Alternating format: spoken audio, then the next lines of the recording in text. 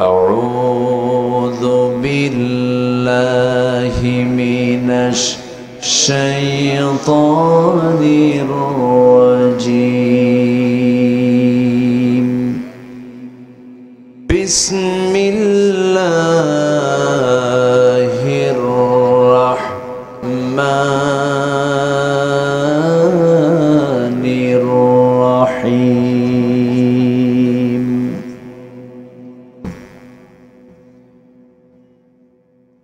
والذين آمنوا وهاجروا وجاهدوا في سبيل الله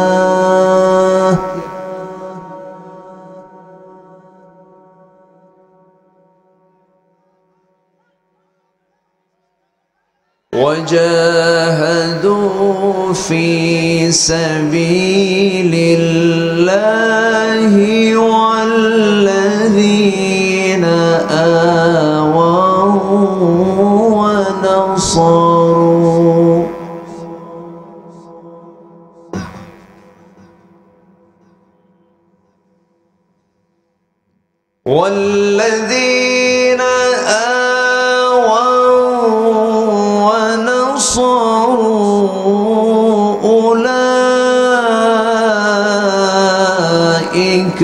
هم المؤمنون حقا.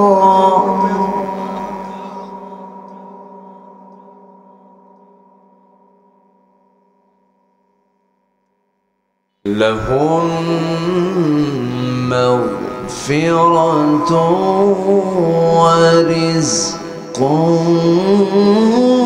كريم.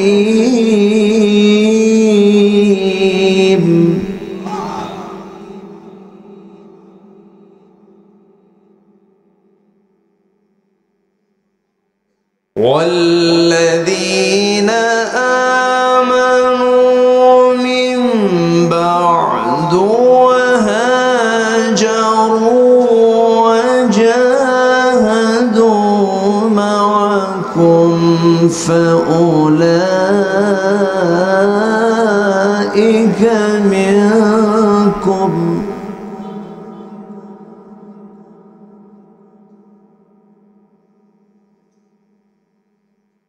وأولو الأرحام بعضهم أولى ببعض في كتاب الله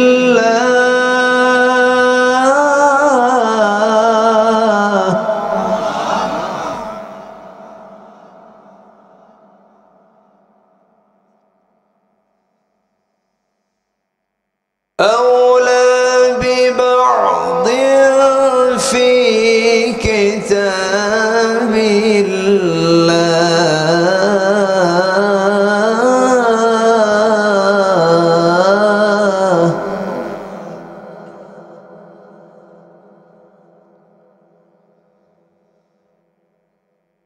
إن الله بكل شيء عليم.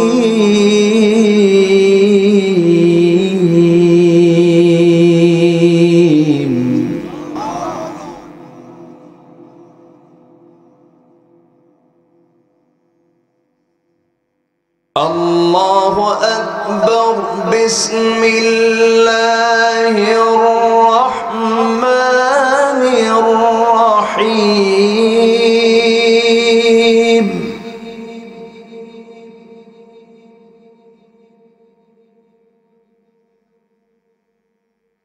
إن الله وملائكته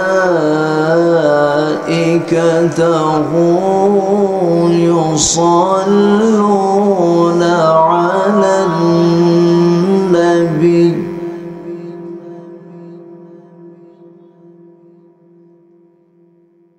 يا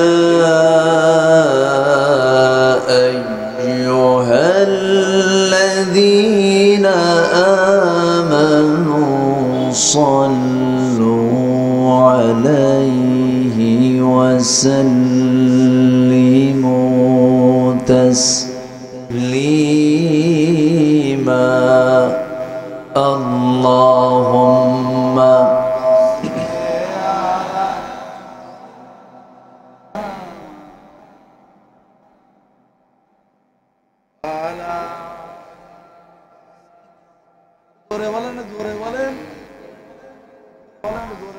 একটু মোহাব্বত দিয়ে নবীর প্রেমে মাতোয়ারা হয়ে আওয়াজ দিয়ে সবাই জোরালো কণ্ঠে সবাই বলুন আল্লাহুম্মা সাল্লি আলা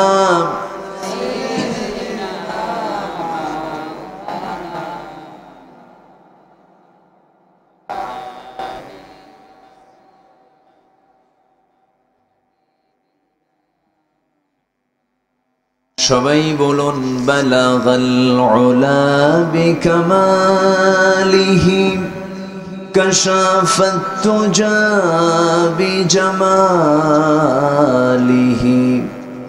হাসানাত জামিউ খিসালিহি সাল্লু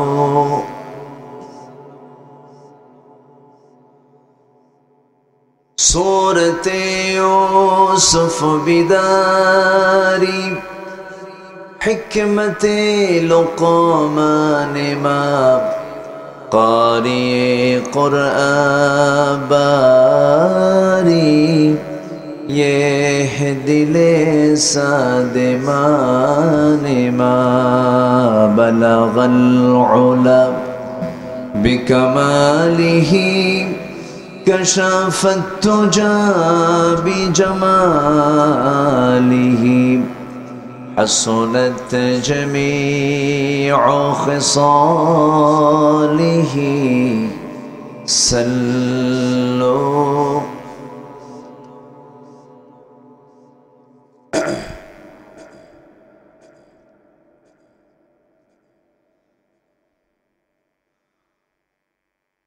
প্রাকৃতিক সৌন্দর্যের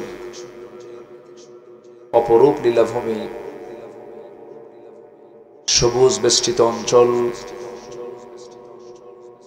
সুন্দরবন লাগোয়া সাতক্ষীরা জেলার সদর উপজেলার শিমুলবাড়িয়া হাফিজি মাদ্রাসা এতিমখানা কমপ্লেক্স মাহফিল ইন্তেজামি কমিটি কর্তৃক আয়োজিত 5 মে অনুষ্ঠিত 28তম তাফসীরুল কোরআন মাহফিল 2024 আজকের এই মহৎ আয়োজনের সম্মানিত সুযোগ্য সভাপতি, আজকের এই প্রোগ্রামের বরেণ্য সাহেবে সদর শিমুলবাড়ি এতিমখানা কমপ্লেক্সের সম্মানিত অনারেবল জেনারেল সেক্রেটারি সাধারণ সম্পাদক জনাব শেখ মনিরুল হোসেন মাসুম সাহেব, আজকের মাহফিলের প্রধান অতিথি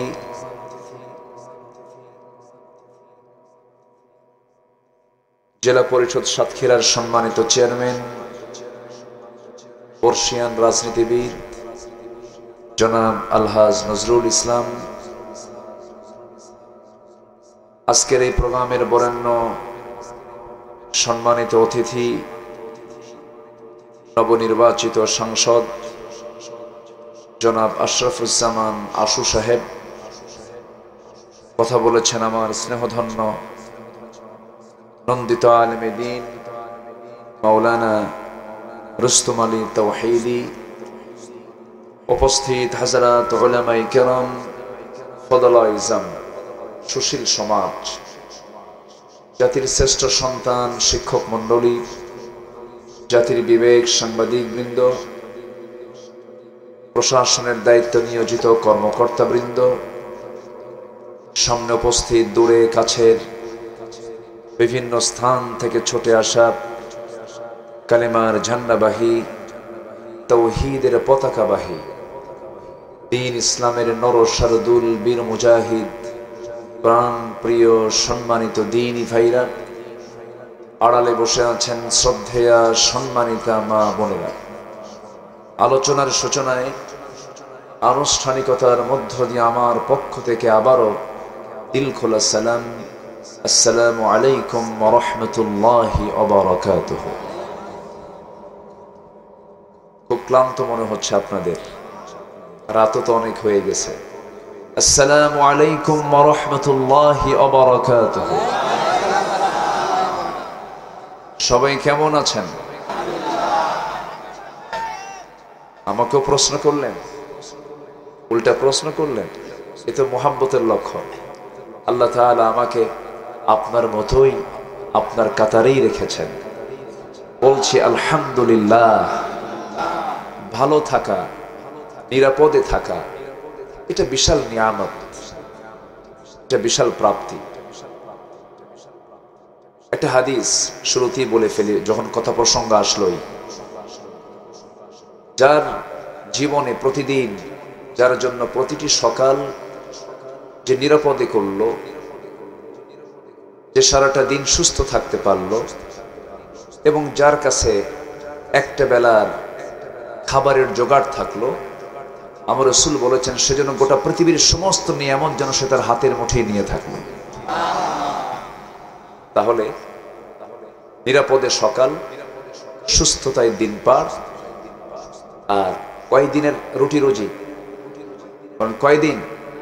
এক বেলা। ধরেন একটা দিন, গোটা পৃথিবীর সমস্ত নিয়ামত যেন তার হাতের মুঠোয় চলে আসছে। তবে নিরাপদ সকাল, নিরাপদ এবং সারা দিনের সুস্থতা, এগুলো সব কি একসাথে সবার কি মেলে? মেলে না। এতগুলো মুঠ ভরে ওষুধ খেয়েও সুস্থ থাকা যায় না। আল্লাহ তাআলা আমাদের সবাইকে নিরাপদ, সুস্থতা এবং বরকতময় রিজিক দান করুন। জোরে বলি আমিন।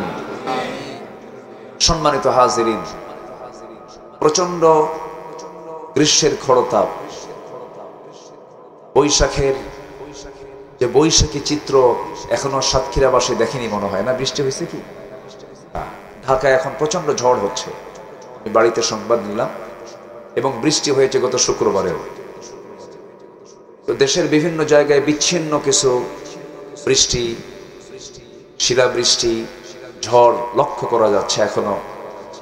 সুন্দরবনের এই লাগোয়া এই অঞ্চলে এখনো বৈশাখের এই খড়তাপকে শীতল করার জন্য যে বৃষ্টির প্রয়োজন, সে বৃষ্টি এখনো এলাকাবাসী অনুভব করেননি। আমরা আল্লাহর কাছে কামনা করি, আল্লাহ জমিনটাকে শীতল করে দাও। জোরে বলি আমিন। আরো জোরে আমিন। এই বসে বসে বসে। ক্যামেরা ক্যামেরা একটু ডিস্টার্ব, এটা সমস্যা হয়, সামনে দেখা যায় না, প্রবলেম হয়। কিন্তু আপনি দেখছেন হাজার হাজার, কিন্তু এই ক্যামেরা আগামীকালকে কি করবে জানেন? কোটি কোটি মানুষের কাছে এই আলোচনাটা পৌঁছায় দেবে।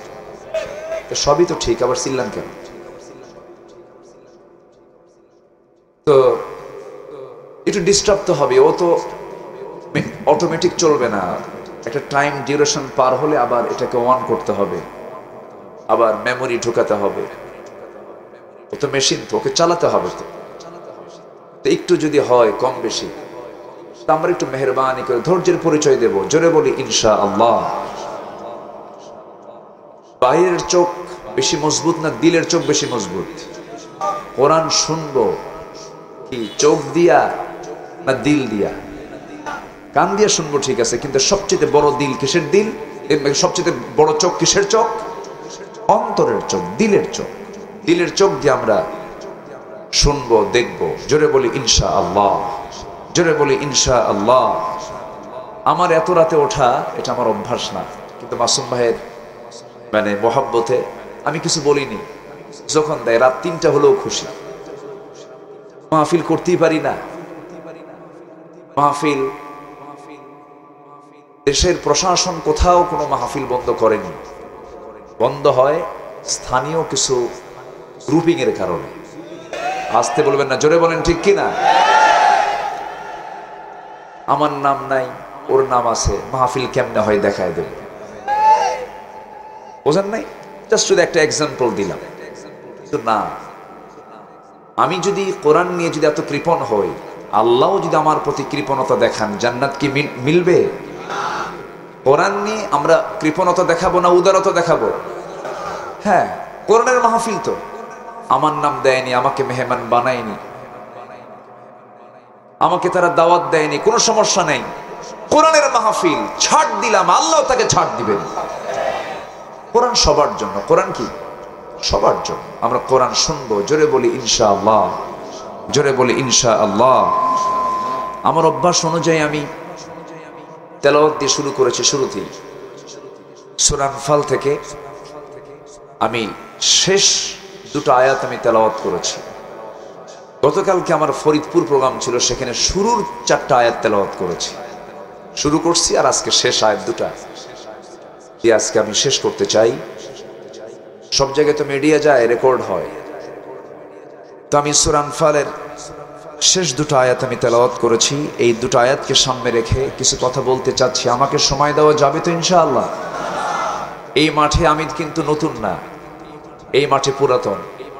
এর আগেও এসেছি, কথা বলেছি, এবং আমি মনে করি আপনারাও আমার পুরাতন মানুষ। আল্লাহ আপনারা আমার এই সম্পর্ককে হাসর পর্যন্ত গড়ায় দেন। জোরে বলি আমিন, আরো জোরে আমিন। সম্পর্ক গড়ব একমাত্র কার সন্তুষ্টির জন্য? কারোর সঙ্গে বন্ধুত্ব তৈরি করব দুনিয়ার জন্য না হাসরের জন্য? হাসরে কি আমরা এক হব না ইনশাআল্লাহ? দুনিয়াতে যার সঙ্গে যার বন্ধুত্ব হবে, আখিরাতে তার সঙ্গে তার হাসর হবে। অতএব বন্ধু নির্বাচন করার আগে চিন্তা করতে হবে, এই লোকটার সাথে আমার কোথায় দেখা হবে? বলেন কোথায় দেখা হবে? যদি ডাকাতের সঙ্গে সম্পর্ক রাখি, বিপদ সেদিন বিপদ না নিরাপদ? সেদিন কি হবে? নিরাপদ হবে না বিপদ হবে? অতএব দুনিয়াতে সম্পর্ক গড়বো আমরা খারাপ লোকের সাথে না ভালো লোকের সাথে? ভালো লোকের সাথে। তাহলে হাসরে কাজে লাগবে। জানেন, একটা ভালো বন্ধু হাসরের ময়দানে কি কাজে আসতে পারে? এমন কি ভালো বন্ধু যদি কেউ নির্বাচিত করতে পারে, ভালো বন্ধু তাকে জান্নাতে নিয়ে যেতে পারে। আল্লাহু আকবার বলেন। সম্মানিত ভাইয়েরা, আসুন আমরা সোজা আলোচনার দিকে যাচ্ছি। হাফেজ ছাত্র এবার বের হয় নাই? হাফেজ ছাত্র এবার বের হয়নি মনে হয় না? জি, 42 জন হাফেজ 42 জন হিফজ খানায় পড়ছে এখন, আমি সব শুনেছি। 42 জন তারা হিফজ বিভাগে তারা পড়াশোনা করছে। এই কোরআন তারা মুখস্থ করার চেষ্টায় লিপ্ত আছে। কেউ তো আলহামদুলিল্লাহ বললেন না। কোরআনটা কঠিন না সহজ? ভালো করে বলবেন, কঠিন না সহজ? বলেন, একটু জোরে বলেন, বলেন। সহজ, কঠিন না। কোরআন সহজ, কিন্তু কোরআন 30 পারা মুখস্থ করা কি এমনি এমনি হবে? চেষ্টা করার দরকার আছে না নাই? আচ্ছা, কিন্তু আল্লাহ রাব্বুল আলামিন বলেন, والذين جاهدوا فينا لنهدينهم سبلنا। যে বান্দা আমার পথে আসতে চায়, যে বান্দা আমার পথে চেষ্টা করে, আমি তার জন্য একটা রাস্তা নয় অসংখ্য রাস্তা আমি তার জন্য একটা একটা করে খুলে দেই। জোরে বলে সুবহানাল্লাহ। কোন বান্দা 1000 বার চেষ্টা করে কোরআন মুখস্থ করতে পারবে না যদি আল্লাহ তাকে না মুখস্থ করায় দেন। যেরকম সুবহানাল্লাহ। আপনি পারবেন না, কখনো পারবেন না।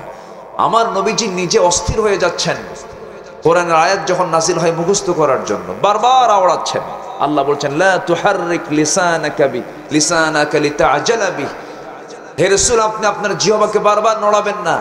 মুখস্থ করার জন্য আপনার চেষ্টা করার কোনো দরকার নাই, আমি আল্লাহ নিজে আপনার সিনার মধ্যে জমা করে দেব। তাহলে কোরআন কি চেষ্টা করি মুখস্থ করা যায়?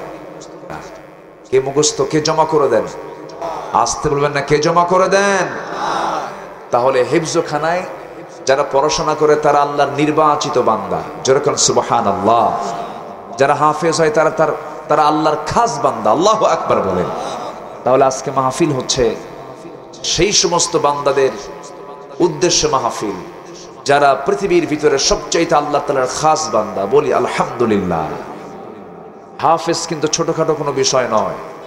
হাফেজের দাম সবচাইতে কম না, সবচাইতে বেশি। বেশি। আমার আল্লাহ নিজেও হাফিজ। আল্লাহ নিজেই বলছেন, ইন্না নাহনু নাযালনা যিকরা ওয়া ইন্না লাহু লাহাফিযুন।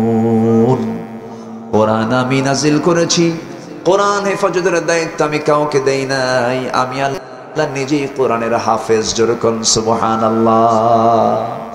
আল্লাহ নিজে কি বলেন? আল্লাহ নিজে কি হাফেজ। তাহলে হাফেজ যারা, আল্লাহ হাফেজ, বান্দাও হাফেজ। এটা বিশাল ব্যাপার। কিন্তু হাফেজকে ইনকার করবেন না, আলেমকে ছোট চোখে দেখবেন না। দুঃখে বুকটা ফেটে যায়। একটা পক্ষ, একটা মহল আছে আলেমদেরকে গালমন্দ করে, হাফেজদেরকে গালমন্দ করে। এরা জানে কি, এরা বুঝে কি? 30 পারা কোরআন জানলে আর কি জানা লাগে? কি জানা লাগে? দেশের টাকা বিদেশে পাচার করার জ্ঞান অর্জন করার দরকার আমাদের নাই। আসতে বলবেন না, জোরে বলেন ঠিক কিনা? যারা চোর তারা নির্দিষ্ট কোনো দলের লোক হতে পারে না। যারা চুরি করে, যারা সন্ত্রাসী করে, যারা ডাকাতি করে, যারা মাদক সাপ্লাই দেয়, যারা ইয়াবা সাপ্লাই দেয়, তারা নির্দিষ্ট কোনো দলের নয়। এরা দেশের শত্রু, সমাজের শত্রু, মানুষের শত্রু। আসুন সবাই সবার জায়গা থেকে অন্যায়ের বিরুদ্ধে আমরা প্রতিবাদী হই। আপনার ছেলে আজকে ইয়াবা আসক্ত হচ্ছে, আপনার ছেলে আজকে মাদকাসক্ত হচ্ছে, আপনার ছেলে আজকে গেমস আসক্ত হয়ে পড়ছে, গেমসে খেলতে খেলতে এখানে জুয়ারও হয়ে যাচ্ছে। আমাদের সতর্ক হওয়ার দরকার আছে না নাই? আসতে বলবেন না, আছে না নাই? এই জন্য বান্দার সিনার মধ্যে আগে, সন্তানের সিনার মধ্যে আগে তুলে দিতে হবে কোন কিতাব? বলেন তো, বলেন কোন কিতাব? এর চাইতে বড় ওষুধ পৃথিবীতে আর নাই। জোরে কোন সুবহানাল্লাহ। আল্লাহ রাব্বুল আলামিন বলেন, وَنُنَزِّلُ مِنَ الْقُرْآنِ مَا هُوَ شِفَاءٌ وَرَحْمَةٌ। হে রাসূল, আমি আপনার জন্য যে কোরআনটা নাজিল করেছি, এই কোরআনটা বান্দার জন্য রহমত করেছি আর সমস্ত রোগের ঔষধ করে দিয়েছি। জোরে বলেন সুবহানাল্লাহ। সব রোগের ঔষধ। আমি নিজে তার একটা জ্বলন্ত সাক্ষী। আবার আমারে পীর বুজুর্গ মনে করেন না, আমি ভাঙ্গাচোরা মানুষ। বরিশালে মাহফিল ছিল আমার গত বছর, বরিশাল গৌর নদী। আমি সকালবেলা মাহফিল শেষ করে রাতে ওখানে অবস্থান করে সকালবেলা বের হব। একটা ইয়াং 21 থেকে 22 বছরের টকবকে যুবক, সুন্দর একদম, মানে রক্তিম চেহারা, সুন্দর চেহারার একটা ছেলে। হঠাৎ 1 মাস যাবৎ তার পা চলে না, সে পা নিয়ে উঠতে পারে না, প্রচন্ড অসুস্থ। হঠাৎ অসুস্থ হয়ে পড়ছে, কোনো ট্রিটমেন্টও কাজ হচ্ছে না, ডাক্তারও হিমশিম খেয়ে যাচ্ছে। তোরা একটা ভরসা করে আমার কাছে নিয়ে আসছে। আমি গেছি, মাহফিল ছিল। বললো, হুজুর আপনি একটু ঝাড়ফুঁক দিয়ে দেন, একটু ফোঁ দিয়ে দেন, আল্লাহর কালাম তো, একটু খাস করে দোয়া করেন, একটু নিয়ে আসছি। তো বললাম যে অর্থোপেডিক্স ডাক্তারকে দেখানো উচিত, হয়তো কোনো একটা কোথাও কোনো প্রবলেম হতে পারে, ভালো কোনো ডাক্তারকে দেখান। হুজুর দেখাচ্ছি, তো আপনি একটু দোয়া করে দেন। তো আমি সূরাতুল ফাতিহা পড়লাম, মুখস্থ করেন সবাই। প্রথমে কি বললাম?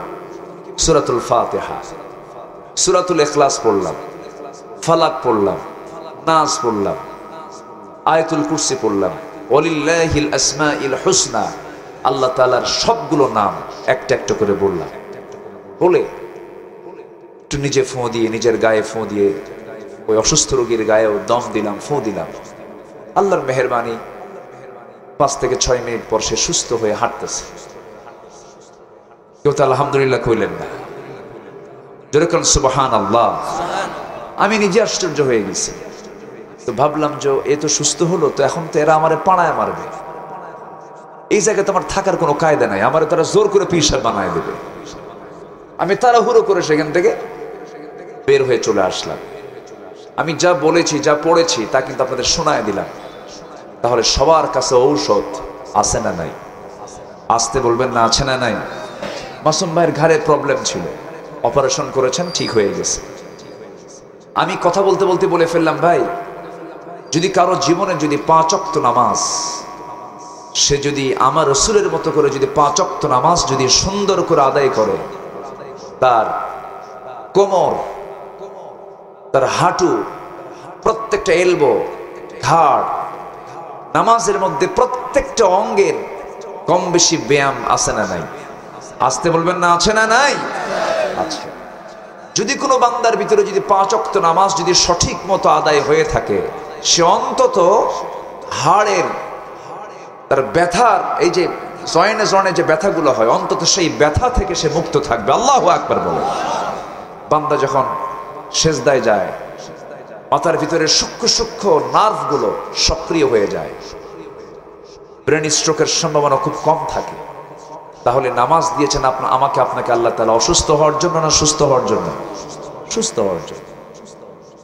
তাহলে কোরআন আমাকে অসুস্থ করবে না সুস্থ করবে? সুস্থ করবে। আমার বন্ধুগণ,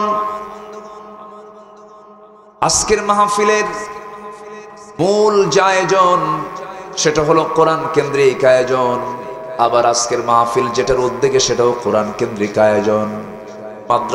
মাদ্রাসায় তাদের সিলেবাস হলো কোরআন। আজকে মাহফিলের মূল আলোচনার বিষয় হলো সেই কোরআন থেকে। প্রথমেই যে আমার আহ্বান থাকবে সবার কাছে, আমরা যারা আসছি, আমরা যেহেতু মুসলমান, সকল শেখার আগে আমরা শিখবো হলো আল্লাহর কালাম কোরআনে কারীম। সবাইকে রাজি আছেন নাকি? সবাইকে রাজি আছেন? সবাইকে রাজি আছেন? জোরে বলি ইনশাআল্লাহ। কোরআন কি শুধু আলেমদের জন্য না সবার জন্য? সবার জন্য। সমস্যা? মাইকে কি শোনা যায় না? শোনা যায়? শোনা যাচ্ছে? কম? এখন কি শোনা যায়? ভলিউম কম। হ্যাঁ, কোথায় মাইকওয়ালা? কোথায়? একটু চেষ্টা করেন। আমার কাছেও খুব, হ্যাঁ, আমার কাছেও পজিটিভ মনে হচ্ছে না, আলাদা নয়েজ আসছে। এটাকে বন্ধ করেন, একটু ক্লিয়ার করেন। মাইকম্যানকে যদি পরামর্শ দেওয়া হয় তখন আরো বেশি খারাপ হয়। যদি উনি যদি না বুঝেন, তাহলে এখানে আমরা বলে বুঝাতে দিতে পারবো না। এটা তার অদক্ষতা, এটা তার অযোগ্যতা। চেষ্টা করেন এটাকে ঠিক করার জন্য। আমাকে একটু সময় দেন, কেউ উঠবেন না। আপনি যদি উঠে যান, আমি আলোচনা হারিয়ে ফেলবো। মাহফিল আসছি আমরা আলোচনা শোনার জন্য শুধু না, ইবাদত করার জন্য। মাহফিল আসা মানে কি এখানে শুধু মাহফিলের আলোচনা শোনা না, ইবাদত করা। মাহফিল কিন্তু একটা ইবাদতের অংশ। বসলাম, ভাল লাগলো না, উঠে গেলাম, এটা কিন্তু ইবাদতের অংশ নয়। মাহফিলে বসেছি, শেষ মোনাজাত করে বিদায় নেব। জোরে বলি ইনশাআল্লাহ। জোরে বলি ইনশাআল্লাহ। আসুন আমরা আলোচনার দিকে চলে যাচ্ছি। সম্মানিত ভাইয়েরা, আমরা যে সময় এখানে একত্রিত হয়েছি, গোটা পৃথিবীর 2 শতাধিক রাষ্ট্র আজকে, গোটা পৃথিবীর কোন রাষ্ট্রেই, যে রাষ্ট্রের দিকে তাকান, কেউ কি আরামে আছে বলেন তো? পৃথিবীর কোথাও কি কোনো শান্তির পরিবেশ আছে? কে বলেছে সুখের দেশ আমেরিকা? না, সেখানেও মানুষ খুন হয়, সেখানে বুড়ো মানুষের কোনো দাম নাই। পৃথিবীর কোথাও শান্তির পরিবেশ আমরা দেখতে পাচ্ছি না। কোথাও শান্তি নাই, কোথাও না কোথাও যুদ্ধ লেগে আছে। মানবতা আজকে দানবতায় রূপ নিয়েছে। মুসলমানদের প্রথম কেবলা, আল্লাহর নাম দেওয়া মসজিদের নাম বাইতুল আকসা, আজকে ইহুদিরা অবরুদ্ধ করে রেখেছে। ফিলিস্তিন জ্বলন্ত একটা অগ্নিকুণ্ড হয়ে আছে। কাশ্মীর মৃত্যুপুরী হয়ে আছে। মুসলমান কাজকে আঘাত হানছে। এই যে জুলুম নির্যাতন গুলো চলছে, এটার মূল কারণ হচ্ছে একটাই, সেটা হলো জমিন থেকে ইসলামকে নির্মূল করার জন্য একটা পক্ষ মরিয়া হয়ে উঠেছে। আবার মুসলিম নামধারী মুসলমানরাও কিছু ইসলামের বিরুদ্ধে তারা বিরুদ্ধচারণ করছে। আসতে বলবেন না, জোরে বলেন ঠিক কি না? আছে না নাই? আচ্ছা, ঠিক সেই মুহূর্তে মুসলমানদের সবচেয়ে বড় সম্পদ হলো, মুসলমানদের সবচেয়ে বড় অর্জন হলো যেটা ঈমান, সেই ঈমানটাও আজকে মুসলমানদের প্রশ্নবিদ্ধ হয়ে গেছে। প্রশ্নবিদ্ধ ঈমান। মুসলমান আজকে শিরকের দ্বারা আক্রান্ত হয়েছে, বিদআতের দ্বারা আক্রান্ত হয়েছে। আল্লাহ তাআলা সেই ঈমানদার বান্দাদেরকে সুন্দর করে ডাক দিয়ে বলছেন, বান্দা 4টা কাজ করে আসো, আমি তোমাকে নিজের পক্ষ থেকে আমি তোমাকে ঈমানদারের সার্টিফিকেট দিয়ে দেব। যেরকম সুবহানাল্লাহ।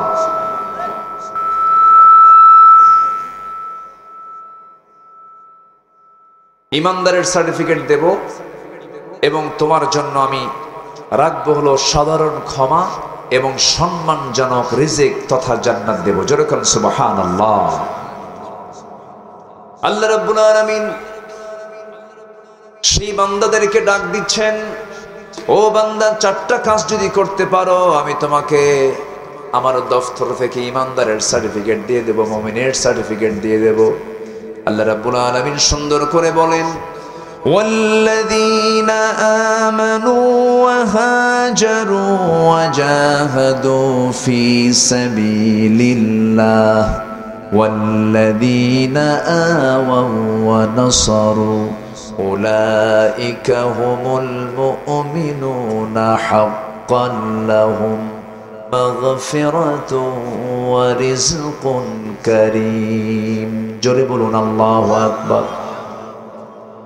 আল্লাহ রাব্বুল আলামিন বলেন, যাদের মধ্যে আমি 4টা গুণ দেখতে পাবো, আমি আল্লাহ তাআলা নিজের দফতর থেকে তাকে মুমিনের সার্টিফিকেট দিবে, ঈমানের সার্টিফিকেট দিয়ে দেব।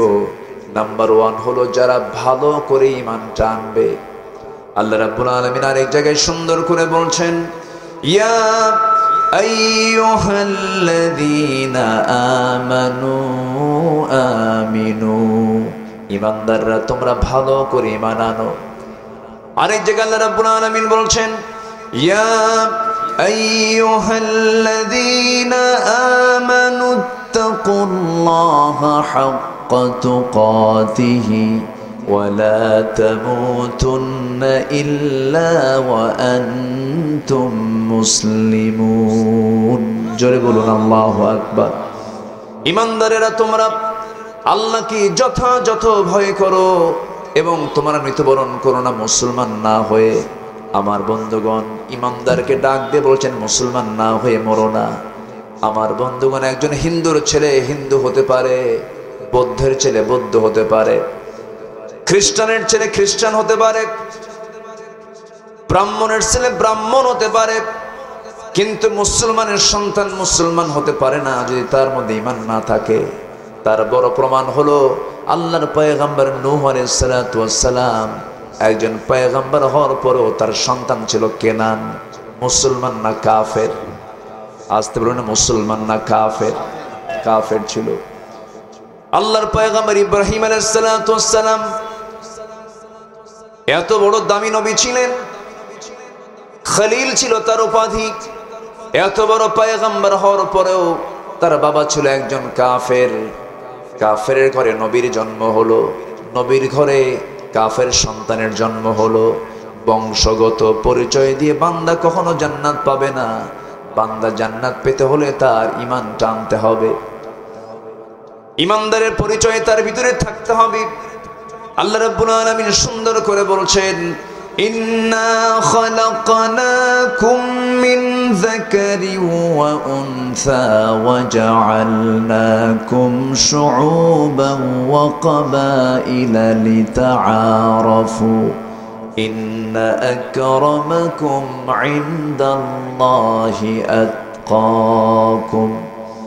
আমি তোমাদেরকে এক নর এবং এক নারী থেকে সৃষ্টি করেছি, বিভিন্ন ভাষা দিয়েছি, বর্ণ দিয়েছি, বিভিন্ন গোত্রে গোত্রে ভাগ করে দিয়েছি যেন তোমরা একে অপরকে চিনতে পারো।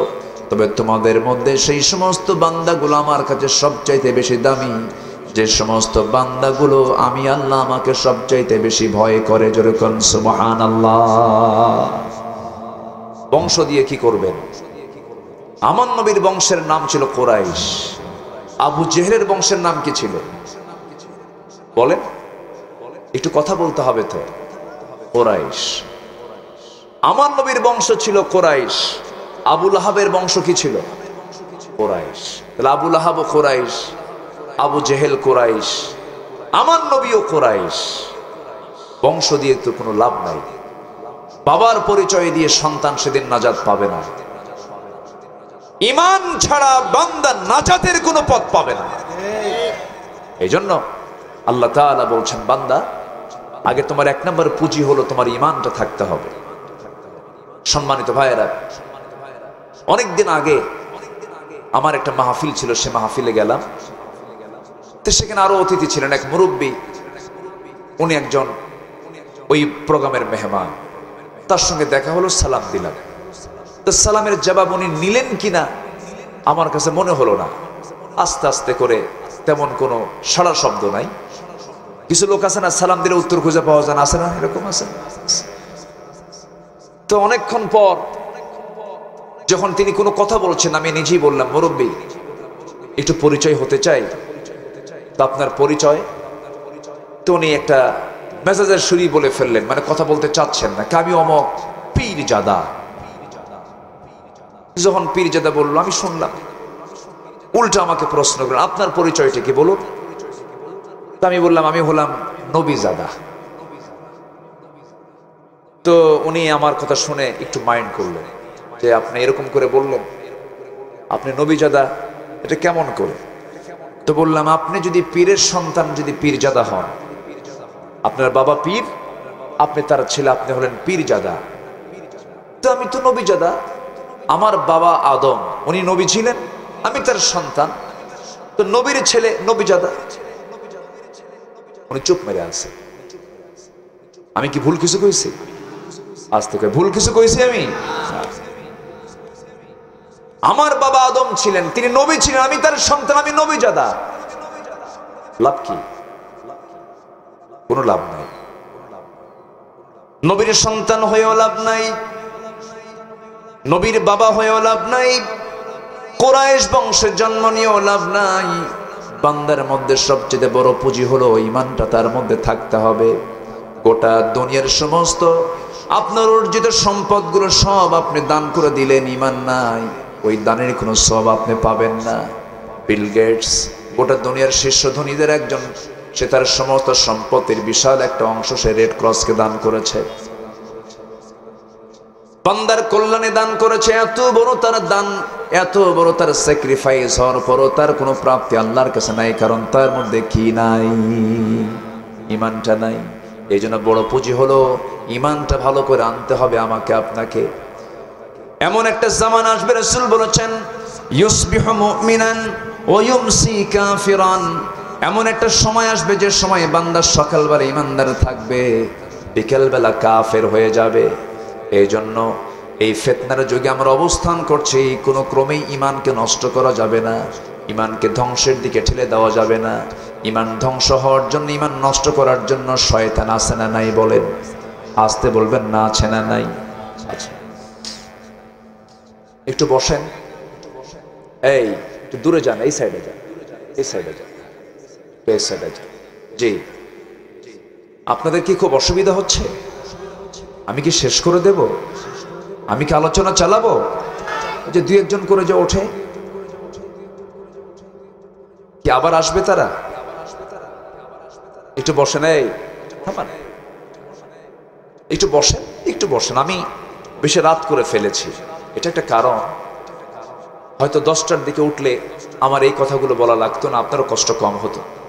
কিন্তু বাস্তবতা তো, একটু আমরা সময় দেই। আর 1 ঘন্টার সময় একজন লোক উঠবেন না। রাজি আছেন কি সবাই? কত সময় কত দিকে চলে যায়, চার আড্ডাতে চলে যাচ্ছে ঘন্টার পরে ঘন্টা। মাহফিলে বসে যদি কেউ তৃপ্তি না পায়, কোরআনের আলোচনায় যদি কারো দিল যদি না বসে, নামাজ শুরু হয়ে গেছে, মুসল্লি হয়ে ইমামের পিছনে নামাজ পড়তে পড়তে যদি বিরক্তি আসে, নামাজে যদি কারো বিরক্তি আসে, মাহফিলে যদি কারো বিরক্তি আসে, ভাবতে হবে বড় শয়তান পিছনে আসর করে। আসতে বলবেন না, জোরে বলেন ঠিক কিনা? আসর করে, খেয়াল রাখতে হবে। একটু বসে, ওয়াজ শোনা আগে দরকার না ধৈর্য আগে দরকার? আগে ধৈর্য দরকার। ক্লাস থেকে উঠেই গেলাম, এটা কেমন হলো? একটু বসে। আমি জানি আপনার গরম লাগতেছে, প্রচন্ড গরম, কষ্ট হচ্ছে, গায়ের সঙ্গে গা লেগে আছেন। একটু বসেছি, যখন আমরা ক্লাসটা শেষ করেই যাই, জোরে বলি ইনশাআল্লাহ।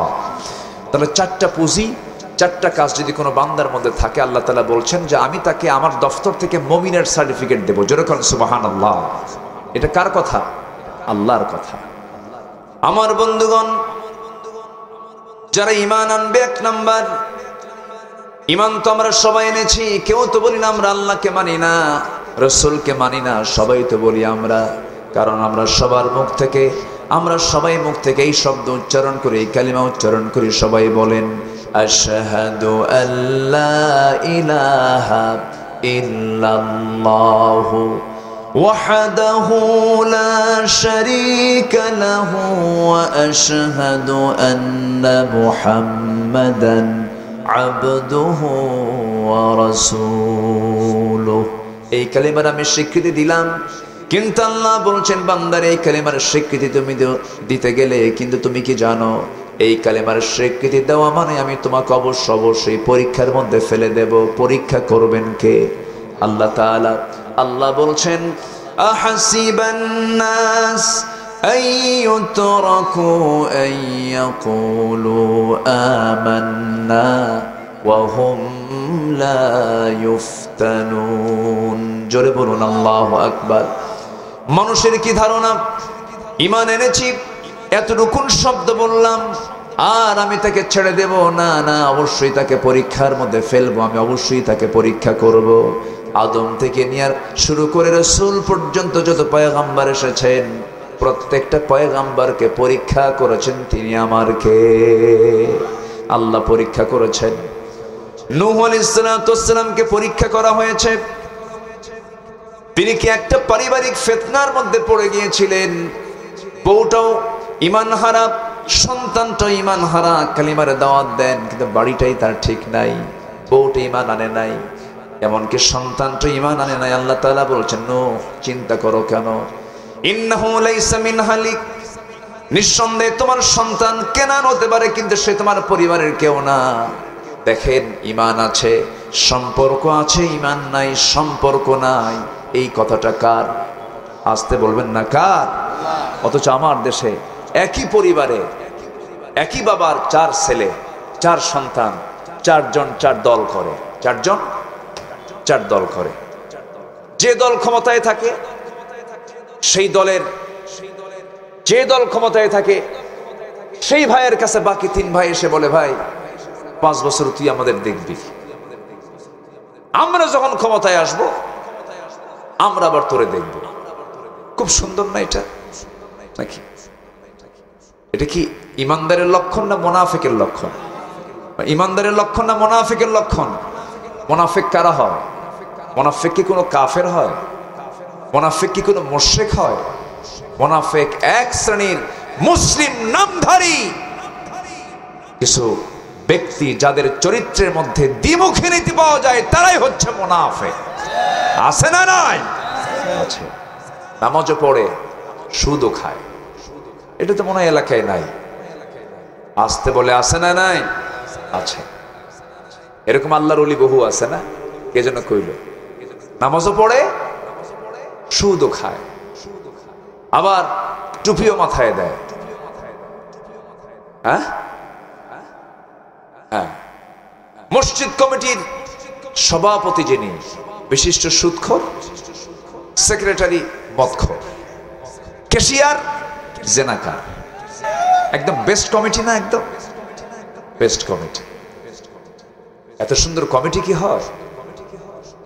এখন জুমার দিন জুমার খুতবা দেবে খতিব, খুতবা দেবে কি ভাষাই তো নাই, কোন আয়াত নেবে? এখন কয়েক জুম্মা গেছে, হঠাৎ করে এক জুম্মায় এমন একটা আয়াত বলছে যে আয়াতের অর্থ হচ্ছে সুদ কেন্দ্রিক। বলতেছে লা তাকুলুর রিবা আদআফা মুদাআফা, তোমরা চক্রাকারে সুদ খাইও না। তো এই খুতবা দেওয়ার সঙ্গে সঙ্গেই খতিব সাহেবের কাম্পাই নাই, নজরে গেছে হলো সভাপতির চোখের দিকে। আই কন্ট্যাক্ট যখন হয়ে গেছে, খুতবা শেষ, নামাজ শেষ, তাড়ায় আসতেছে সভাপতি ইমাম সাহেবের দিকে, কাছে এসে বলতেছে, হুজুর আপনি সুদের বিরুদ্ধে ওয়াজ করেন, সমস্যা নাই, কারণ কোরআনে তো সুদের বিরুদ্ধে ওয়াজ আসছে, কিন্তু খুতবার সময় আপনি আমার দিকে তাকায় তাকায় ওয়াজটা করলেন কেন? এই কথা কি বুঝতেছেন আপনারা? সম্মানিত ভাইয়েরা, উচিত ছিল, ইমানদারের দায়িত্ব ছিল ওই মসজিদ কমিটির যারা সুদখোর, জেনাকার, মদখোর, ওদেরকে ঘাড় ধাক্কা দিয়ে কমিটি থেকে বের করে দেওয়া। আপনি আজকে প্রতিবাদ করবেন না, কালকে আপনার নিজের বিপদ হয়ে যাবে। আপনি রোগী হয়েছেন, চিকিৎসা করবেন না, আপনি অসুস্থ হয়ে যাবেন, আরো বেশি অসুস্থ হয়ে যাবেন। সমাজের কিছু রোগ আছে, এই রোগগুলোর বিরুদ্ধে যদি আপনি সচেতন না হন, আপনি যদি সামনে না দাঁড়ান, আপনিও সেই রোগের রোগী হয়ে যাবেন, আপনিও আক্রান্ত হবেন, আপনার ঈমান আক্রান্ত হবে, আপনি ঈমানের ক্যান্সার আক্রান্ত হয়ে আপনাকে জাহান্নামে যেতে হবে। এজন্য ঈমানদার কাকে বলে? যে নিজে অন্যায় করবে না, কাউকে অন্যায় করতে দেবে না, নিজে অন্যায় করবে না, অন্যায় করতে দেবে না। আমার নবীজির এমন দাওয়াতের পলিসি ছিল, আমার নবীজি এমন একটা সমাজে জন্মগ্রহণ করেছেন যে সমাজের মানুষগুলো কাবার চতুর্দিকে তোয়াফ করত। এখনো হাজিরা গিয়ে কি করে? তোয়াফ করে না? ওই কাবা ঘর যেটা কালো গিলাফে মোড়ানো, এই নিজের চোখে বহুবার দেখেছি, ওই কাবার ঘরটা কালো গিলাফে মোড়ানো, কালো গিলাফে মোড়ানো কাবাটাকে সামনে রেখে হাজিরা যারা ওমরা করতে যান, হজ করতে যান, তারা 7 বার তোয়াফ করেন। জাহেলি যুগেও, নবীর যুগেও, ওই সমস্ত জাহেলি যুগের সেই আরবের পত্তলিকরা তারাও তোয়াফ করতো, কিন্তু তোয়াফটা করতো তারা উলঙ্গ হয়ে, নাউজুবিল্লাহ। গুনাহ করতে করতে, পাপ করতে করতে এমন দূর পর্যন্ত গিয়েছিল, ইতিহাসে পাওয়া যায়। আমার নবীজির জীবদ্দশায় রাসূল যখন নতুন নবুয়ত পেলেন, সেই সময় দেখা গেছে রাসূল নিজের চোখে দেখেছেন কাবা শরীফের ভিতরে তারা 360টা মূর্তি পর্যন্ত তুলেছিল। জোরে কন নাউজুবিল্লাহ। আমার নবীজি যখন ছোট মানুষ, সিরাত ইবনে হিশামে এসেছে, আমার নবীজি 5 থেকে 6 বছর বয়স, আবু তালিব তাকে আস্তে করে ডাক দিয়ে বলছে, মুহাম্মদ, আমাদের তোয়াফ করার সিস্টেম হলো উলঙ্গ করে তোয়াফ করতে হয়, লুঙ্গিটা খুলে ফেলো। আমার নবীজি লুঙ্গির গিটায় হাত দিয়েছেন, কিন্তু লজ্জাবোধ তার মধ্যে এমনভাবে গভীরভাবে জেগে বসেছে, লজ্জায় তিনি কেমনে লুঙ্গি খুলবেন, সেই সময় তিনি সেন্সলেস হয়ে গেছেন, আর তার লুঙ্গি খুলতে হয় নাই, সতর খুলতে হয় নাই। এমন একটা জাহেলি সমাজ, রাসূল সেই সমাজে জন্মগ্রহণ করেন। মেয়ের সন্তানদের কোনো মূল্য ছিল না, নারীর সমাজের কোনো দাম ছিল না। নারীর সন্তান, মেয়ের সন্তান জন্ম নিয়েছে এমন রেকর্ড আছে। সেই সময়, সেই যুগের মেয়েরা যখন সন্তান সম্ভবা হয়ে যেত, ডেলিভারির যখন সময় হয়ে যেত, পেটে সন্তান এসেছে, 9 মাস পূর্ণ হয়ে গেছে, 10 মাস পূর্ণ হয়ে গেছে, ডেলিভারির সময় তারা করতো কি? গর্তের কিনারে গিয়ে বসে থাকতো, অপেক্ষার প্রহর গুনতো সন্তানটা কখন ভূমিষ্ঠ হবে। সন্তান যখন ভূমিষ্ঠ হতো তখন দেখে নিত এটা ছেলে না মেয়ে। মেয়ে সন্তান হলে সঙ্গে সঙ্গে গর্তের মধ্যে পাথর চাপা দিয়ে, মাটি চাপা দিয়ে দুনিয়া থেকে বিদায় করে দিত। সুদ ছিল তাদের প্রধান মাধ্যম, জেনা ছিল তাদের সবচেয়ে বড় অপকর্মের জায়গা। সুদ, মদ, জেনা, খুন কাবদলা, খুন ছিল যাদের নিত্য নৈমিত্তিক ব্যাপার। একটা ভাঙ্গা হাড়ি, ভাঙ্গা পাতিলকে, মাটির পাতিলকে কেন্দ্র করে যুগের পরে যুগ তারা যুদ্ধ বাজায় রাখত। সেই শততা বিভক্ত জাতিকে 1 সুতার কাঠিতে রাসূল আবদ্ধ করেছেন, অন্য কিছু দিয়ে না, একমাত্র কি দিয়া বলেন? আসতে বলবেন না কি দিয়া? আজকেও কি এটা সম্ভব নয়? আজকেও সম্ভব, আজকের এই দুনিয়াতেও সম্ভব। একটু কান লাগাবেন। আমার মার অনেকে মাহফিল আসছেন, মাদেরকে বলি, মা, আজ থেকে 1500 বছর আগে আপনার কোনো দাম ছিল না, আপনার কোনো সম্মান ছিল না। রাসূল সেই যুগে এসে নারীদেরকে এমন সম্মানে তাদেরকেও সমাসীন করলেন। রাসূল বললেন, যার ঘরে একটা মেয়ে তার জন্য একটা পৃথক জান্নাত, যার ঘরে দুইটা মেয়ে তার জন্য দুইটা পৃথক জান্নাত, যার ঘরে তিনটা মেয়ে তার জন্য তিনটা পৃথক জান্নাত। জোরে কোন সুবহানাল্লাহ। রাসূল নারীকে দাম দিলেন, জান্নাতের ঠিকানা দিয়ে দিলেন। মার পায়ের নিচে জান্নাত। অথচ রাসূল যে যুগে জন্ম নিয়েছিলেন সেই যুগে নারীর কোনো দাম ছিল না। আমার রাসূলের জীবদ্দশায় রাসূল যখন নবুয়ত পেলেন, একজন নবীর সামনে সে কালিমা পড়ে মুসলমান হয়ে নবীর হাতে বায়াত নিয়ে কালিমাওয়ালা হয়ে গেলেন। কয়েকদিন পর নবীর সামনে শুধু ডুকরে ডুকরে কাঁদে। রাসূল বলেন, ও সাহাবী, ইসলাম কবুল করেছো, মন খারাপ নাকি তোমার? কেন হুজুর এত কান্নাকাটি করো কেন? সুশ্রী চেহারা, সুন্দর চেহারার অধিকারী এই সাহাবী যখন কান্নায় ভেঙে পড়ছে, রাসূল বলেন, তুমি আমার কাছাকাছি আসো, কি হয়েছে তোমার বলো। হুজুর, আমি ইসলাম কবুল করেছি, আমি বড় ভাগ্যবান, কিন্তু আমার একটা জীবনের অপকর্মের জন্য আমি চরম অনুতপ্ত, আমার চরম কষ্ট হচ্ছে। আমার মন বলছে, আল্লাহ বুঝে আমার সব গুনাহ হয়তো মাফ করতে পারেন, কিন্তু আমার এই গুনাহটা মাফ হবে না। রাসূল বলেন, সাহাবী, আমি কি তোমার সামনে থেকে এই কথাগুলোকে শুনতে পারি নাকি? আমাকে একটু খুলে খুলে বলো তো। রাসূল শুধু ওয়াজ করতেন না, তিনি ওয়াজ মাঝে মাঝে শুনতেন, সাহাবীদের সঙ্গে তিনি মত বিনিময় করতেন। যখন তিনি বলে ফেললেন, সাহাবী কি হয়েছিল বলো, অনেক লম্বা কথা শর্ট করে বলি। ওই সাহাবী বললেন, ইয়া রাসূলুল্লাহ, জাহেলি যুগের কারণে আমার স্ত্রীর গর্ভে যখন সন্তান চলে এলো, সন্তান সম্ভব যখন হয়ে গেল, বললাম সোজা কথা শোনো, যাও মায়ের বাড়ি যাচ্ছ, সন্তান ছেলে হলে জীবিত নিয়ে আসবে, সন্তান মৃত হলে আমাকে না বলেই তাকে জীবন্ত পুঁতে হত্যা করবে। বউটাকে পাঠায় দিলাম, মার বাড়ি চলে গেল, সন্তান ডেলিভারি হয়ে গেছে, সন্তানটা মেয়ে হয়েছে, আমাকে বলাই হলো না, কিন্তু আমার অজান্তে সন্তানটাকে না মেরে ফেলে দিয়ে আমার চোখের আড়ালে সন্তানটাকে ধীরে ধীরে বড় করতে লাগলো। 4-5 বছর বয়স যখন হয়ে গেছে, একদিন সন্তানটা আমার চোখের সামনে ধরা পড়ে গেছে।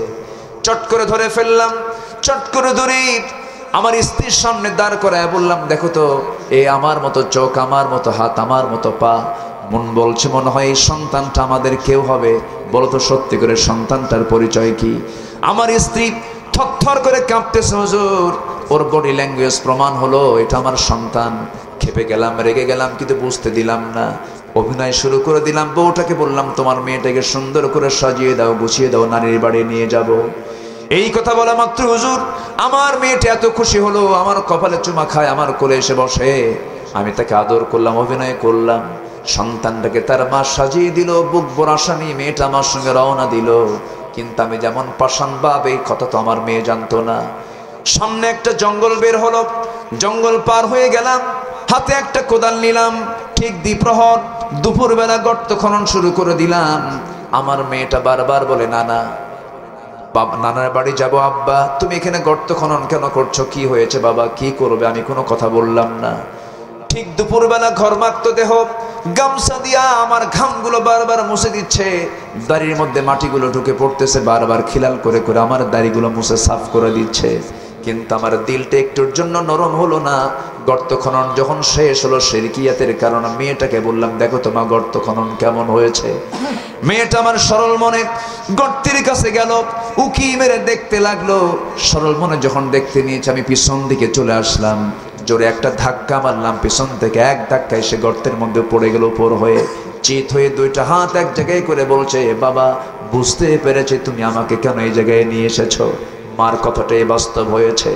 ও বাবা, আজকে তুমি আমাকে মেরে ফেলার জন্য এই জায়গায় নিয়ে আসছো। বাবা, প্রয়োজনে ভিক্ষা করে খাবো, প্রয়োজনে চেয়ে খাবো, তোমার সামনে আমার চেহারা কখনো দেখাবো না। আমি তোমার কাছে আজকে প্রাণে ভিক্ষা চাই, আমি তোমার সামনে আজকে প্রাণ ভিক্ষা কামনা করছি। আমাকে মাফ করে দাও, আমাকে জীবনে বাঁচায় দাও হুজুর। বিন্দু পরিমাণ দিলের মধ্যে থেকে মহাব্বত জাগলো না। বড় ওজনের পাথর নিয়ে আসলাম, বুকে মেরে দিলাম, পাথর চাপা দিয়া, মাটি চাপা দিয়া জনমের মতো নিজের হাতে সন্তানকে দুনিয়া থেকে বিদায় করে দিলাম। নবজি দীর্ঘ কথাটা রাসূল সামনে বসে বসে সমস্ত কথাগুলো শুনলেন। নবজির দয়ার নবীর চোখের কোনা বেয়ে টপ টপ করে পানি পড়ল। আর রাসূল আফসোস করে বলছেন, ও সাহাবী, তুমি মনে করছো তোমার এই সমস্ত গুনাহগুলো মাফ হয়েছে, তবে আমার এই বিষয়টা জানা ছিল না। তবে একটা কথা জেনে রেখে দিও, মানুষ যত পাষাণ ছিল এটা আমি বুঝতে পারি নাই, এত নির্মম হতে পারে। সেই যুগের সে অসভ্য মানুষগুলো কি এক সুতার কাঠিতে আবদ্ধ করলেন, এক জাতিতে রূপান্তর করলেন। গোটা পৃথিবীর স্ট্যান্ডার্ড চরিত্রে তাদেরকে নিয়ে আসে অন্য কোনো জাদু মন্ত্র দিয়ে নয়, একমাত্র কি দিয়া বলেন? আসতে বলবেন না, কি দিয়া? কোরআন দিয়ে। আমরা সেই কোরআন দিয়ে আমরা আমাদের জীবনটাকে গড়বো। জোরে বলি ইনশাআল্লাহ, জোরে বলি ইনশাআল্লাহ।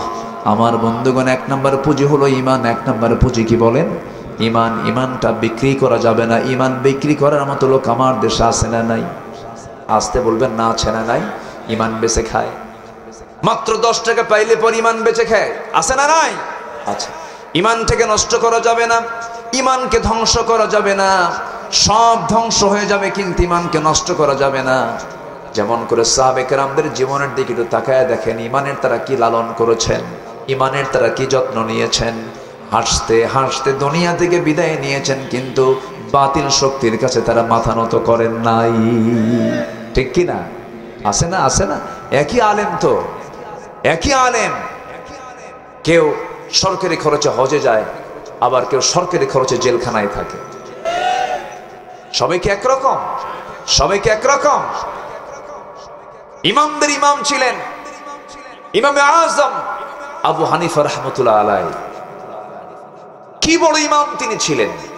তাকে মেরেছে কিন্তু কোনো কাফের মুশরিকরা না, মুসলিম নামধারী জালিম মুনাফিক শাসকেরা। সম্মানিত ভাইয়েরা, সম্মানিত বন্ধুগণ, আবু হানিফা একচুল পরিমাণ ঈমান থেকে বিচ্যুত হননি, ঈমানটাকে লালন করেছেন। ঈমান তো আনা যায়, কিন্তু ঈমানের উপরে টিকে থাকাটা সহজ নয়, এটা দারুণ কঠিন ব্যাপার। আবু হানিফা রাহমাতুল্লাহ আলাইহি ঈমান আনলেন। কি ঈমান আনলেন দেখেন, কি মজবুত তার ঈমান ছিল। রাষ্ট্রীয় লেভেল থেকে রাষ্ট্রের একজন প্রধান, একজন শাসক, একজন খলিফা, একজন শাসক, রাষ্ট্রপ্রধান তাকে অফার করছে, বাদশা মনসুর তাকে অফার করতেছে, আবু হানিফা আমি তোমাকে আমার রাষ্ট্রের প্রধান বিচারপতি বানাবো। আবু হানিফা রাহমাতুল্লাহ আলাইহি বললেন, তোমার মতো জালিম শাসকের অধীনে থেকে বিচারপতি হওয়ার শখ আমার নাই। আল্লাহু আকবার বলবেন না? এটার নাম হচ্ছে ঈমান। এটার নাম কি? ঈমান। বারবার বলা হলো, এরপরেও যখন তার কথায় যখন সাড়া আসলো না, সঙ্গে সঙ্গে বাদশা মনসুর তার জুলুমের অস্ত্র হাতে তুলে নিল।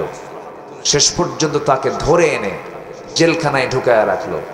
জেলখানায় ঢুকায় রেখে তাকে বারবার বলা হচ্ছে, তিনি বলছেন না, হাসতে হাসতে জীবন দেব, কিন্তু ঈমান বিক্রি করতে পারবো না।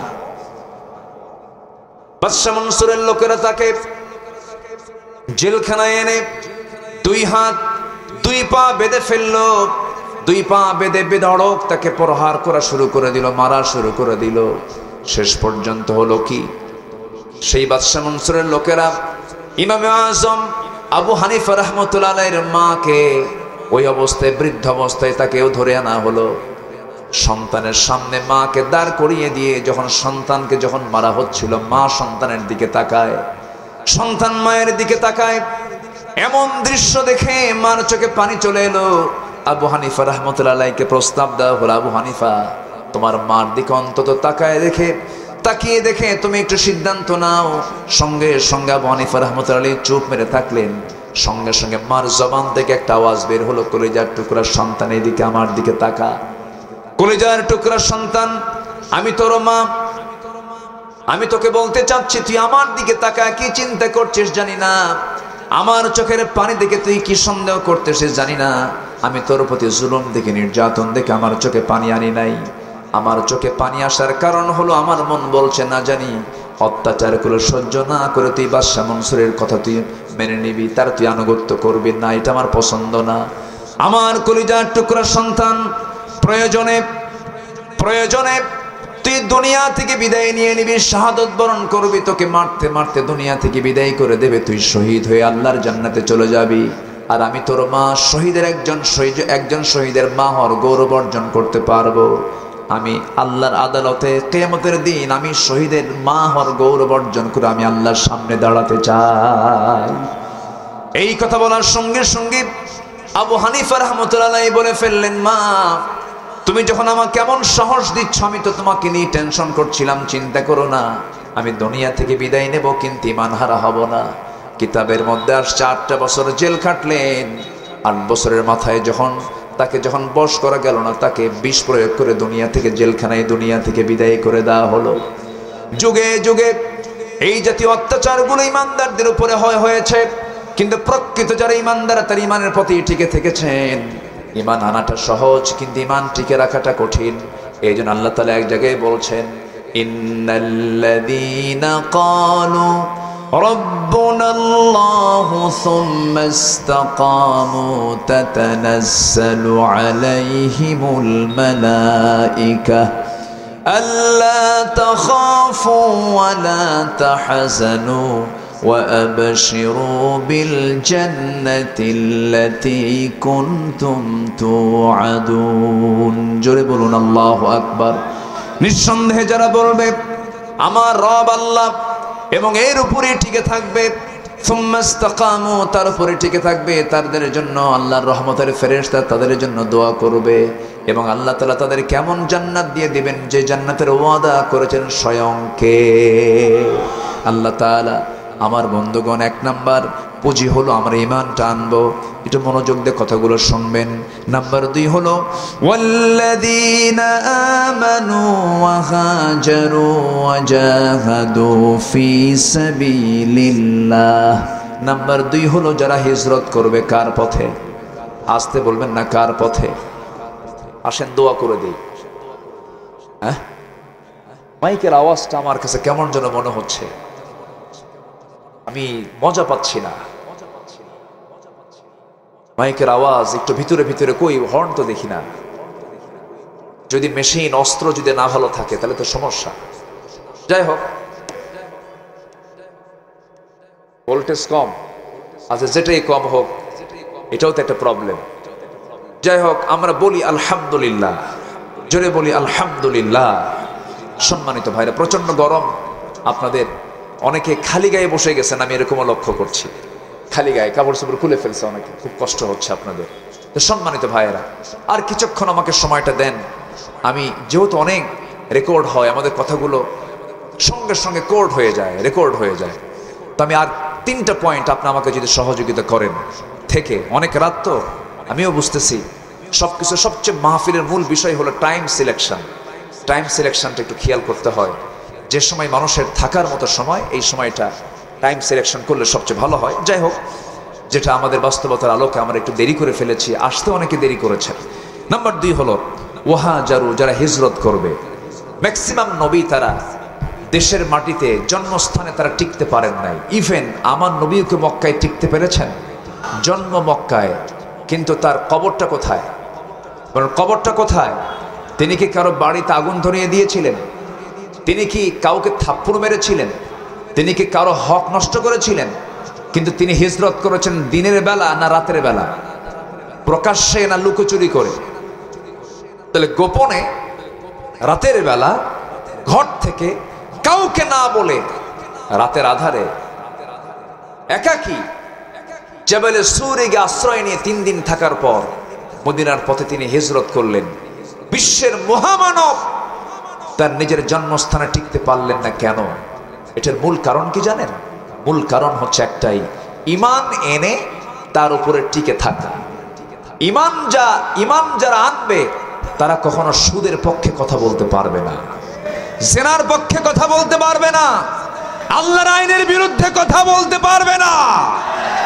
আমার দেশে এমন কিছু মুসলিম নাস্তিক আছে, আমি এদেরকে নাম দিচ্ছি মুসলিম নাস্তিক। হয়তো বলবেন মুসলিম আবার নাস্তিক হয় কেমনে? মুসলমান মুহাম্মদ নামের আগে যে লাগানো আছে, বাবার নামও মুহাম্মদ লাগানো আছে। এমনও কথা বলে কিছু বুদ্ধিজীবী, মুসলিম পরিবারের সন্তান হওয়ার পরও বলে কোরআন নাজিল হয়েছে 1500 বছর আগে, আজকের এই বর্তমান দুনিয়াতে কোরআনের বিধান চলতে পারে না, এটা হচ্ছে মধ্যযুগীয় আইন। ঈমান আছে না ঈমান গেছে? এই সমস্ত নাস্তিকের বাচ্চা কুলাঙ্গারের আমার দেশে ষড়যন্ত্র করছে। কোন ষড়যন্ত্র আমরা বাস্তবায়ন হতে দেব না। বাতিলদের বিরুদ্ধে মোকাবেলা করতে রাজি আছেন কারা কারা? হাত উঁচু করে দেখান মুসলমান।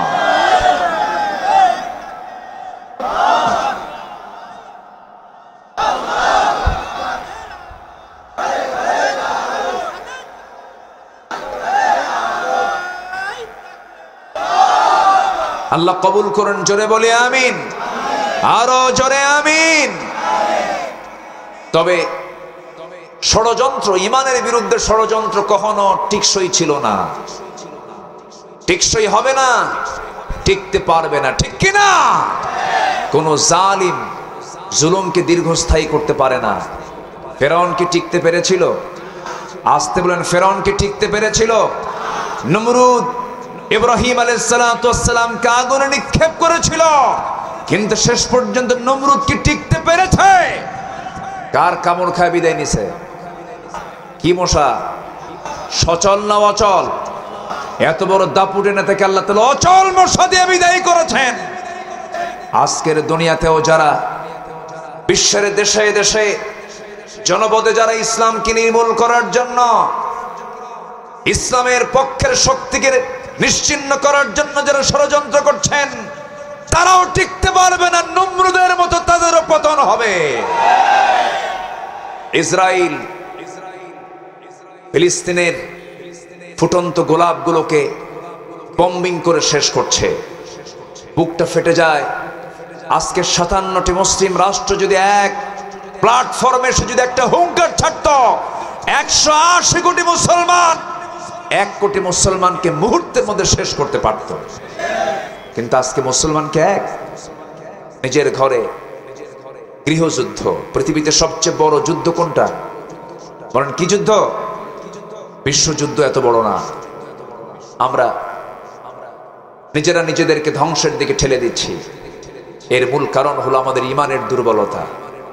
আমার রাসূল দ্বীনকে বিজয়ী করার জন্য মক্কায় টিকতে পারলেন না, হিজরত করে চলে গেলেন কোথায়?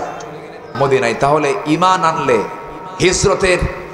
হিজরতের লাইনও আমার আপনার জীবনে আসতে পারে কি পারে না? পারে। বাড়ি ঘর ছেড়েছেন আমার নবীজি, মদিনা, মক্কা থেকে মদিনায় তিনি চলে গেলেন, টিকতে পারলেন না। মুসা আলাইহিস সালাম হকের পক্ষে কথা বলেছেন, ফেরাউন তার বিরুদ্ধে হত্যার হুলিয়া জারি করেছে, দেশ ছেড়েছেন, পালাতে বাধ্য হয়েছেন। হত্যার হুলিয়া যখন জারি করা হলো, মুসা আলাইহিস সালাম হকের পক্ষে কথা বলেছেন, কিন্তু তারই গোত্রের একটা লোক বেয়াদবি করতেছিল তার সামনে বারবার। খুব রাগী লোক ছিলেন তো মুসা আলাইহিস সালাম, প্রচন্ড রাগী ছিলেন। পৃথিবীতে যত পয়গম্বর আল্লাহ তাআলা পাঠিয়েছেন, সমস্ত পয়গম্বরদের মধ্যে সবচেয়ে রাগী নবী কে ছিলেন? কেন রাগটা ছিল জানেন? এ রাগ হওয়ার কারণ হলো ফেরাউনকে মোকাবেলা করার জন্য এইরকম রাগী লোক ছাড়া সম্ভব না। আস্তে কোন কেন? আস্তে কোন কেন? রাগের দরকার আছে না নাই? যদি মোহাব্বত করতে হয় আল্লাহর জন্য মোহাব্বত করব, যদি রাখতে হয়, ক্ষেপতে হয়, প্রতিবাদ করতে হয়, আল্লাহর জন্য রাখবো, প্রতিবাদ করব। মুসা আলাইহিস সালাম ক্ষেপে গেলেন, প্রতিবাদ করতে গিয়ে মারলেন একটা থাপ্পড়। শাসন করার জন্য মারলেন থাপ্পড়, শাসন করতে নিয়ে থাপ্পড় মারাও সারা, মরে যাওয়া সারা। যখন মরে গেছে তখন আল্লাহকে, আল্লাহ দোষ তো আমার না, দোষ তোমার। কেন? থাপ্পড় মারছে আমি শাসন করার জন্য, তুমি মেরে ফেলে দেওয়ার কি দরকার ছিল? উল্টা দোষ কারে দিচ্ছে? আল্লাহকে দিচ্ছে। উনি একটু মজার নবী ছিলেন, মুসার নাম ছাড়া ওয়াজ জমে না। আল্লাহ তাআলা কোরআনও মুসার নাম বারবার ঢুকায়া দিয়ে কোরআনটাও ভরপুর করে দিয়েছেন তার নাম দিয়ে। যেরকম আল্লাহু আকবার। যারা কোরআন পড়েন প্রত্যেকটা প্রায় জায়গায় মুসার নামটা আছে না নাই বলেন তো? আছে। খাবারের জন্য যেমন লবণ দরকার হয়, ওয়াজের জন্য মুসার আলোচনা না আসলে ওয়াজ জমে না। আল্লাহু আকবার বলেন। প্রচন্ড দামি নবী ছিলেন। আমরা 5 ওয়াক্ত নামাজই পড়তে চাই না, নামাজ কিন্তু 50 ওয়াক্ত আসছিল। এই 50 ওয়াক্তকে আপিল করে কমাইছে কোন নবী? তিনি কি আমাদের নবী? আমাদের নবীকে মুহাম্মদ সাল্লাল্লাহু আলাইহি ওয়াসাল্লাম, কিন্তু কমায় দিল কোন নবী? তো আমাদের জন্য ক্ষতি হয়েছে না লাভ হয়েছে? 5 ওয়াক্তই পড়তে চাই না। আসর নামাজ পড়লে বলে, আসর নামাজ পড়ার পরে যখন মাগরিব আসে কিছু বুড়া চাচা গল্প করে মসজিদে বসে বসে, আল্লাহর কাম নাই কাজ না, আবার মাগরিব দিচ্ছে। মানে ঘন ঘন নামাজ, অথচ 50 ওয়াক্ত নামাজ ছিল। আমার রাসূল চলে আসতেছেন মেরাজ থেকে মাঝখানে কোনো পয়গম্বর একটা কথাও বললেন না, সব পয়গম্বরের সঙ্গে দেখা হয়েছে। মুসা আলাইহিস সালাম বলেন, আল্লাহ আপনাকে কি দিলেন বলেন তো? নামাজ দিয়েছেন। কত? 50 সালাতান, 50 ওয়াক্ত নামাজ। ও তো হবে না, এ কমাতে হবে। কেন? অভিজ্ঞতা আপনার ঠিক আছে, আপনি নবী বড়, কিন্তু আমি তো আপনার আগের নবী, আমি তো বুঝি পাবলিক কি জিনিস, আমার তো জানা আছে। নামাজ কমান। আমি আল্লাহর কাছে যাবো কেমন? আপনি আল্লাহর কাছে চলে যান, আল্লাহ যদি কিছু বলে আপনি আমার নামটা নিয়ে নিবেন, একটা ব্যবস্থা হবে। গেছেন কেন? আমি তো চলেই গেছিলাম, মুসা আমাকে পাঠায় দিয়েছে। আল্লাহ আচ্ছা লোকের নাম নিছে। নামাজ না কমান পর্যন্ত কোনো উপায় নাই। আল্লাহ তাআলা সুন্দর করে মুসার আপিলটাকে গ্রহণ করে 50কে 5 বানায় দিলেন। যেরকম সুবহানাল্লাহ। 50 লাগবে না, 40 লাগবে না, 30 লাগবে না, 20 লাগবে না, 10 লাগবে না, মাত্র 5 ওয়াক্ত নামাজ। আপনার উম্মত যদি সময় মতো সুন্দর করে পড়তে পারে, আমি আল্লাহ বলে দিলাম 50 ওয়াক্তের যে সমান সওয়াব, সেই সমান সওয়াব আমি তার আমলনামায় দিয়ে দেব। সবাইকে 5 ওয়াক্ত নামাজ পড়তে রাজি আছেন নাকি? 5 ওয়াক্ত নামাজ পড়বেন কারা কারা? একটু হাত তুলে দেখান তো। জোরে বলেন ইয়া আল্লাহ, আরো জোরে ইয়া আল্লাহ। আমাদেরকে 5 ওয়াক্ত সালাত আদায় করার তৌফিক তুমি আল্লাহ দিয়া দাও। জোরে বলি আমিন, আরো জোরে আমিন, আরো জোরে আমিন। হাত নামান। কষ্ট দিয়ে ফেললাম মনে হয়। নামাজ পড়লে আমার আপনার জন্য জান্নাতের সম্ভাবনা আছে না নাই? কিন্তু কিছু কিছু দরবার আছে আমার দেশে, সেই দরবারের মুরিদ হলে নামাজই লাগে না। এরকম ভণ্ড দরবারও আছে না নাই? আচ্ছা, ওই সমস্ত দরবারে আমাদের যাওয়া যাবে না। নামাজ আছে যেখানে আমার অবস্থান, সেখানে আল্লাহ কবুল করুন। জোরে বলি আমিন। সে মুসা আলাইহিস সালাতু ওয়াস সালাম লোক চলে তো যাবে, বসেন। জি বলি আলহামদুলিল্লাহ, জোরে বলি আলহামদুলিল্লাহ। সম্মানিত ভাইয়েরা, সম্মানিত বন্ধুগণ, তাহলে ঈমান আমার 1 নম্বর পুঁজি। আর ঈমান যখন আমি আনতে যাব, হিজরত, দেশ ত্যাগ, জেল, জুলুম, নির্যাতন, নিপীড়ন, হুমকি ধামকি আছে না নাই? আচ্ছা, এটাকেও মাথায় নিতে হবে। নাম্বার 3 হলো আল্লাহ তাআলা বলছেন ওয়াজাহাদু ফি সাবিলিল্লাহ, যারা জিহাদ করবে। কার পথে? আসতে বলবেন না, কার পথে? আল্লাহর পথে। আল্লাহর পথে যারা জিহাদ করবে। জিহাদ হচ্ছে ঈমানকে চেনার, ঈমানদারকে চেনার হচ্ছে এটা হচ্ছে মাধ্যম। নামাজ মুনাফিকরাও পড়ে, রোজা মুনাফিকরাও রাখে, দান সদকা মুনাফিকরাও দেখানোর জন্য করে, কিন্তু দিন কায়েমের জন্য জিহাদি তামান্না একমাত্র ঈমানদারদের মধ্যে এটা বিরাজ করতে পারে। সম্মানিত ভাইয়েরা, আমার রাসূল যখন নামাজ পড়াচ্ছেন তখন মুনাফিকও নামাজ পড়েছে, ঈমানদারও নামাজ পড়েছে। কিন্তু রাসূল যখন ডাক দিয়েছেন, চলো বউ ছেড়ে, পরিবার ছেড়ে, সন্তান ছেড়ে দিন কায়েমের জন্য যেতে হবে, সেই সময় সবাই যেতে পারেনি। মুনাফিক চিহ্নিত হয়ে গেছে। জিহাদের গুরুত্ব কতটুকু জাস্ট একটা ইতিহাস বললে বিষয়টি স্পষ্ট হয়ে যাবে। আমার দিকে একটু তাকান। সেই বিষয়টা হলো, আমার নবীজি জীবনের সবচেয়ে বড় একটা অভিযান করেছিলেন, সেটা হলো তাবুক অভিযান। কি অভিযান বলেন তো? তাবুক অভিযান। সেই তাবুক অভিযানে 30,000 সৈন্য নিয়ে আমার রাসূল রওনা দিয়েছিলেন মুতার বিরুদ্ধে, কি বলে, রোমানদের বিরুদ্ধে যুদ্ধ করার জন্য। কিন্তু সেই যুদ্ধে 30,000 সৈন্যের সেনাপতি মুহাম্মদ সাল্লাল্লাহু আলাইহি ওয়াসাল্লাম গেলেন তিনি, কিন্তু যুদ্ধ হলো না। বিনা যুদ্ধে তিনি আবার চলে আসলেন, মদিনার মসজিদে এসে বসলেন। 30,000 সৈন্যকে নিয়ে রাসূল যখন মদিনায় আসলেন, হঠাৎ করে এক সাহাবী এসে রাসূলের সামনে 2 হাঁটু গেড়ে দিয়ে বলছেন, ইয়া রাসূলুল্লাহ, আমাকে মাফ করে দিবেন। কেন, তুমি কি করেছো? হুজুর, বড় একটা আমি অপরাধ করে ফেলেছি। কি? আমি যুদ্ধে যাই না, আমি জিহাদে যাই না। আমার নবীজি বললেন, ও সাহাবী কাব বিন মালিক, তুমি যুদ্ধে কেন যাও নাই বলো? তিনি বলছেন, ইয়া রাসূলুল্লাহ, কোনো কারণ ছিল না, গড়িমসি করেছি, আমি ইচ্ছা করে যাই নাই। আর কে কে যাও নাই? হুজুর, হেলাল বিন উমাইয়া যায় নাই। আর কে যাও নাই? মুরারা বিন রাবিয়া যায় নাই, আর কে যাও নাই বলো? হুজুর আমার জানা নাই। তিনজনের কথা যখন রাসূল শুনতে পেলেন, কাব বিন মালিক বড় একজন সাহাবী ছিলেন, তাকে বললেন, কাব বিন মালিক তুমি এখন আমার সামনে থেকে চলে যেতে পারো। তাকে পাঠিয়ে দেওয়া হলো মসজিদ থেকে। যেতে বললেন, বের হয়ে যাওয়ার সঙ্গে সঙ্গে আমার নবীজি রক্তিম চেহারা নিয়ে দাঁড়ায় গেলেন। দাঁড়িয়ে গিয়ে সাহাবায়ে কেরামকে ডাক দিলেন, নতুন করে সাহাবীদেরকে ডাক দিয়ে বলেন, সাহাবীরা শোনো, এই যে কাব বিন মালিক আমার কাছ থেকে চলে গেল, হেলাল বিন উমাইয়া, মুরারা বিন রাবিয়া, এই তিনজন কেন যুদ্ধে গেল না, কেন জিহাদে অংশগ্রহণ করলো না?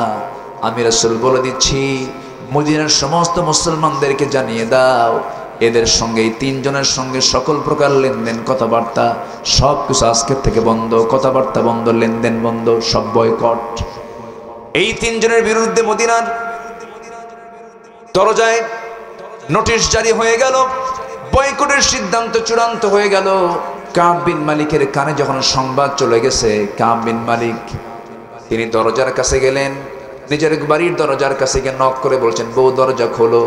ভিতর থেকে বউ দরজার কাছে এসে বলছে, আমার স্বামী দরজা খুলবো, কিন্তু শর্ত হলো আপনার ঘরে আমি আপনাকে ঢুকায় দিয়ে পিছনের দরজাটা বের হয়ে যাব, কারণ যে লোকটাকে রাসূল পর্যন্ত বয়কট করেছেন আমিও তাকে বয়কট করতে বাধ্য হলাম। কাব বিন মালিক সঙ্গে সঙ্গে ঘরের দরজার সামনে থেকে আবার বাইরে চলে গেছেন। চোখের পানিতে গাল ভিজে যাচ্ছে, সেজদায় পড়ে পড়ে অস্থির হয়ে যাচ্ছেন, তওবা করছেন আল্লাহর কাছে। হেলাল বিন উমাইয়া